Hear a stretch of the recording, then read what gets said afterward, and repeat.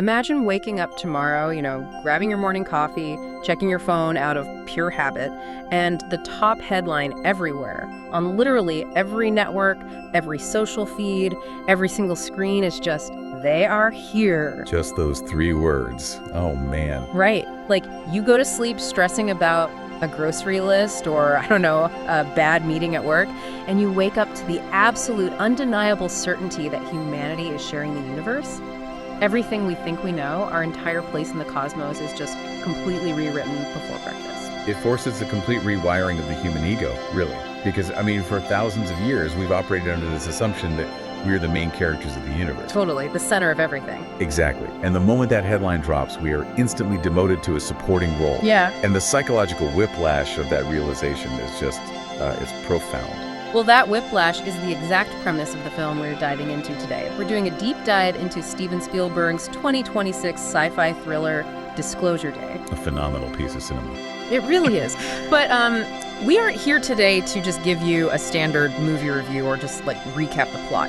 We are looking at the sociological frameworks and the psychological deep dives this movie uses to predict exactly how badly we would all handle that day. Yes, spoiler alert, not well. Not well at all. We have a really comprehensive analysis of the film that unpacks how a legendary director uses the framework of a massive blockbuster alien invasion to hold a very stark, very uncomfortable mirror up to humanity's deepest flaws. And, the central thesis of the film, and really the core of our analysis today, is that Disclosure Day is ostensibly a movie about extraterrestrials, but it spends almost zero time actually focusing on them. Which is so wild for an alien movie. Right. The aliens are merely a catalyst. The true subject of the film is human greed, our obsession with maintaining power, and this deeply ingrained instinct to hide the truth when it threatens our localized control. Yeah. Even if that truth belongs to the entire species.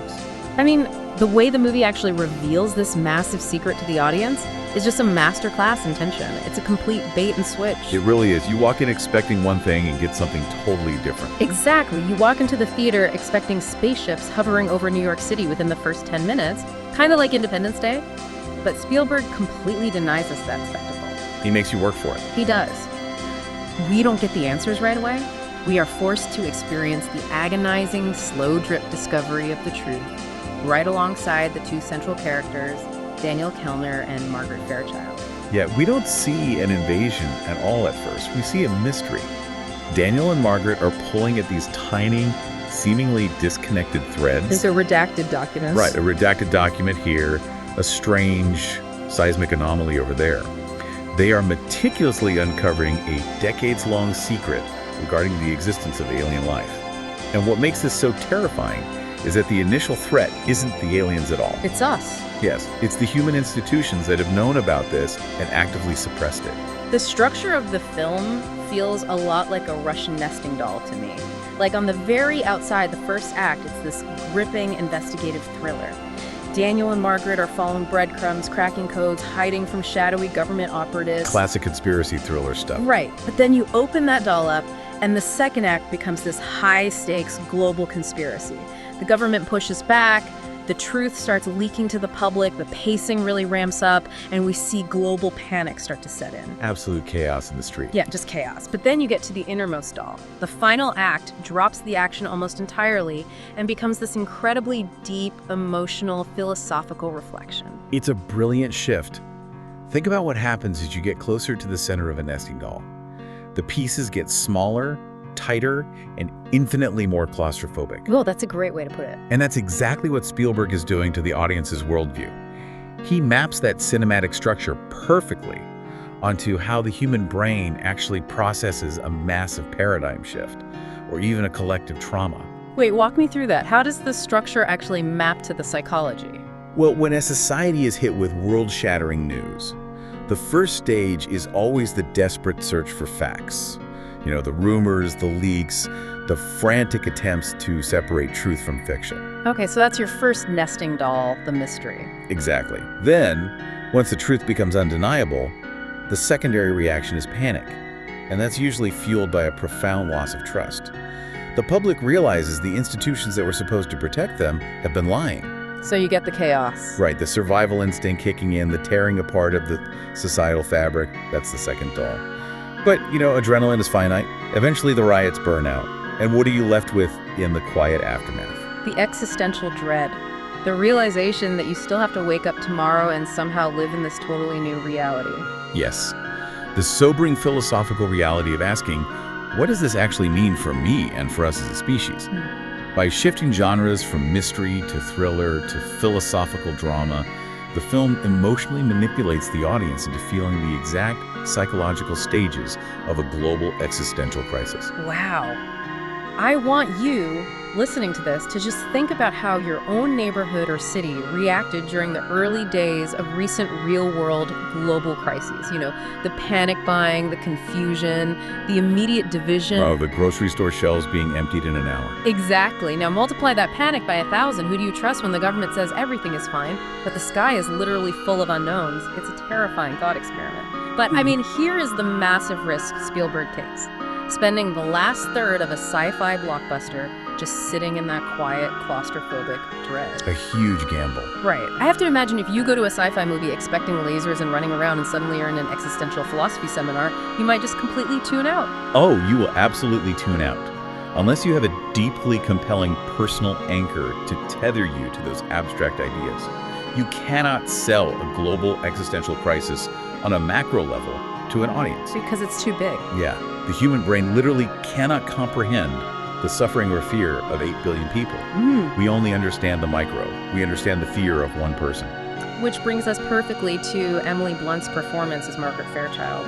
Our source material points to her acting as the absolute greatest strength of the entire film. She is the emotional gravity of the narrative. And she had to be. Yep. In a movie dealing with government conspiracies and extraterrestrial life, a lesser director would focus on the external spectacle.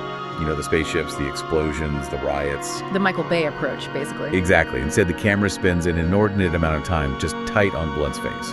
She brilliantly portrays the internal fear, the shallow breathing, the micro-expressions of just a regular person trying to comprehend the completely incomprehensible. She's so good in those tight shots. She grounds the narrative so firmly in reality that she makes the abstract feel uncomfortably real for the viewer. And Josh O'Connor's supporting role as Daniel Kellner is fantastic as well. Like, the chemistry between him and Blunt really fortifies the narrative because they don't react like action heroes. No, not at all. They react like real people caught in a waking nightmare. They are messy, they make mistakes, they literally freeze up. But I have to ask, in a $200 million sci-fi epic featuring global chaos and aliens, isn't it a massive financial and narrative risk for a director to rely so heavily on the quiet, internal, emotional struggle of a woman hyperventilating in a kitchen? It is an astronomical risk, especially considering modern blockbuster cinema relies almost entirely on sensory overload to keep audiences engaged. I mean, we expect a new visual stimulus every 3 seconds nowadays. Quick cuts, explosions, yeah. But let's look at the psychology of cinema for a second. What do we actually remember from great films? We don't remember the fireball of the explosion.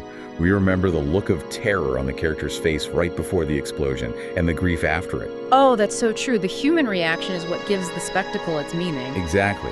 We, as the audience, do not have the neurological architecture to genuinely comprehend what it would be like to face an alien species. It's just too vast. But we absolutely understand fear. We understand betrayal. Yes, feeling betrayed by our leaders. We understand the desperate, primal need to protect the people we love. Blunt's raw human reaction is the translator for the audience.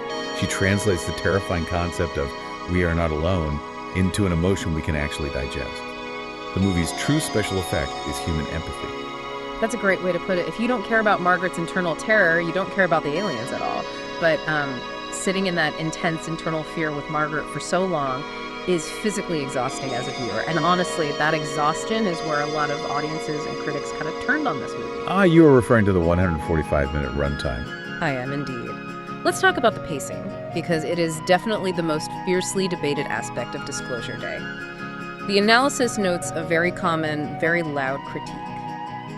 Large portions of the film, especially during that transition from the conspiracy phase into the philosophical phase, they feel like a slog. It slows way down. It does. And I'll admit, watching it, there was a point around minute 90 where I found myself looking at my watch, feeling all this anxiety, and just thinking, okay, we get it, the government lied, we're scared, can we please see the ship now? Which is a completely understandable reaction for an audience accustomed to rapid-fire editing and constant narrative momentum.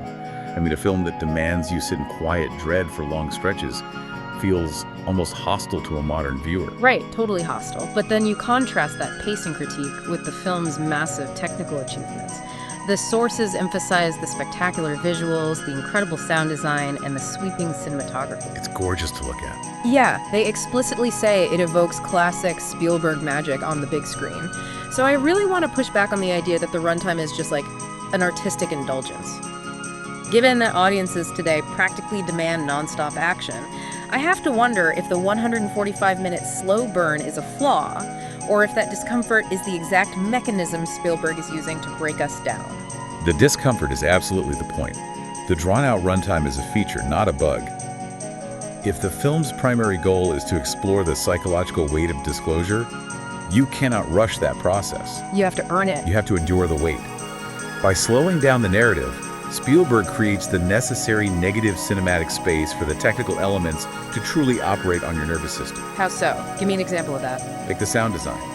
If the film were moving at breakneck speed, jumping from action set piece to action set piece, you wouldn't have the time to be enveloped by what the sound engineers are actually doing. It would just be background noise. Exactly. They use infrasound, these incredibly low-frequency hums that you feel in your chest way more than you hear with your ears. Oh. Yeah, it biologically induces a feeling of dread in the audience, but that takes time to build. And then the sweeping cinematography uses these massive, wide shots with heavy negative space to establish the sheer scale of the world, making the human characters look microscopic and vulnerable.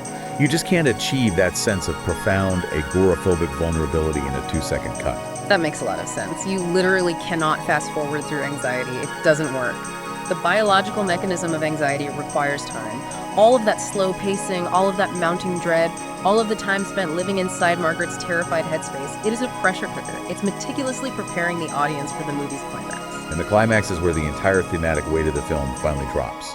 It completely subverts everything the audience has been conditioned to expect from a movie like this. After 145 minutes of searching for answers, of the government hiding things, of the public rioting, of everyone desperately asking, what do they want from us? The film finally delivers its message. And it doesn't do it with an explosion or some massive space battle. It delivers it with a whisper. The audience is primed for a spectacular confrontation by that point, a final stand, or at the very least, a grand, clear declaration of purpose from the extraterrestrials. Right. We want the catharsis of a definitive answer. Exactly. We want the sci-fi cheat code. Like, we expect the aliens to show up and hand humanity a cosmic instruction manual. Here's the blueprint for zero-point energy to solve your climate crisis, and here are the laser weapons you need to join the Galactic Federation. We want the quick fix. We expect technology. Instead, the highly anticipated ending gives us this mysterious, almost incomprehensible interaction. And Margaret Emily Blunt's character, our emotional translator, she processes this encounter and distills the entire exhausting 2.5-hour nightmare into a single profound word. Listen, it's almost like a cosmic couples therapy prompt. Like, you guys really just need to listen to each other. It feels shocking, almost frustrating at first, until you realize the sheer weight of what it implies. It is a devastating pivot when you analyze the psychology behind it. That single word reframes the entire preceding film. The aliens aren't invaders at all. They are a mirror. Okay, wow. They are pointing out that humanity's fatal flaw isn't a lack of technological advancement. Our problem isn't that our weapons aren't big enough or our engines aren't fast enough. Our fatal flaw is our fundamental pathological inability to communicate with our own species. Because we spend the entire film watching humans tear each other apart over the idea of the aliens, long before the aliens even do anything. Exactly that. The government lies to the public to maintain control. The public, fueled by rumor and fear, riots against the government. Factions turn on factions. The sociological concept of enemy takes over, which is a complete breakdown of social norms and values. Just total collapse. And why? Because we make no effort to truly understand one another. We operate purely on assumption and fear. So the aliens observe this global meltdown and essentially say, you want the secret to surviving the universe. Start by actually hearing each other. Because right now, you are a danger to yourself. The entire movie was a trap. We spent 2.5 hours looking up at the sky, terrified of the massive unknown threat out there, only for the aliens to point back down at us and say, the real threat is down here. It's you. Which brings us back to the core takeaway that our source material highlighted so beautifully. To quote the review, Disclosure Day isn't just a story about aliens. It's the story of the day humans discover the truth about themselves. That is such a powerful line. The extraterrestrial presence is merely the catalyst that forces humanity to confront its own reflection. And what we see in that mirror is a species that has entirely forgotten how to connect. That is heavy. And it's incredibly relevant, regardless of whether spaceships ever actually show up in our lifetime. I want to bring this entire deep dive directly back to you listening to this right now. Think about your own life, your own daily routines, and the sheer scale of information overload in the modern world. We are constantly bombarded with opinions, breaking news, texts, social media feeds.